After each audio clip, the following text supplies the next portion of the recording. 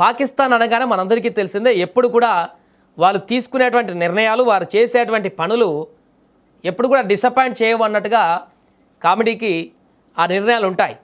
ఇప్పుడు కూడా తాజాగా అలాంటి ఒక వింత నిర్ణయం, అలాంటి చేష్టలతో మరొకసారి వార్తల్లో నిలిచింది.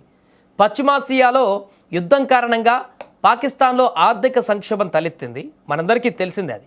చమురు గ్యాస్ ధరలను భారీగా పెంచేసింది అక్కడ ప్రభుత్వం. తాజాగా అక్కడి ప్రజలపైన మరొక భారాన్ని మోపింది ప్రభుత్వం. అదే గోబర్ ట్యాక్స్. పాకిస్తాన్లోని పంజాబ్ ప్రభుత్వము ఈ యొక్క వింత పన్నును ఇప్పుడు ప్రవేశపెట్టింది అక్కడ.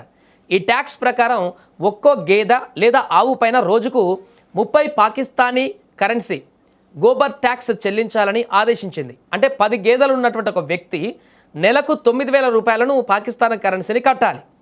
ప్రస్తుతం ప్రపంచవ్యాప్తంగా సామాజిక మాధ్యమాలలో పంజాబ్ ప్రభుత్వం నిర్ణయం పైన మీమ్స్, రీల్స్ చక్కర్లు కొడుతున్నాయి.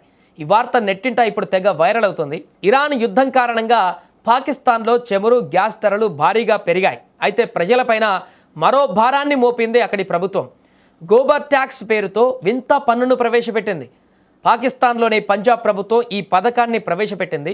స్వచ్ఛ పంజాబ్ కార్యక్రమం కింద వ్యర్థాల నిర్వహణ, పునరుత్పాదక ఇంధన ఉత్పత్తి కోసం సర్వీస్ ఫీజుగా వసూలు చేయనున్నట్లుగా పంజాబ్ ప్రభుత్వం చెబుతోంది. పాకిస్తాన్ ప్రధాని షరీఫ్ అన్న కూతురు మరియం నవాజ్ ఎవరైతే ఉన్నారో ఆమె అక్కడ సీఎంగా ఉండడం గమనార్హం. పైలట్ ప్రాజెక్టు కింద రాష్ట్రంలో గేదెల జనాభా అధికంగా ఉన్నటువంటి 168 ప్రాంతాలలో ఈ పన్ను ప్రవేశపెట్టారు. ఆవు లేదా గేదె పేడతో బయోగ్యాస్ను తయారు చేసి కుకింగ్, ఎలక్ట్రిసిటీ తయారీకి వినియోగిస్తారు. వేస్ట్ టు వాల్యూ కింద పంజాబ్ ప్రభుత్వం ఈ విధానాన్ని తీసుకువచ్చింది. అయితే పన్ను నుంచి తప్పించుకునేందుకు ఇప్పుడు అక్కడ గేదెలకు డైపర్లు తొడుగుతున్నారట ఆ గేదెల యొక్క యజమానులు.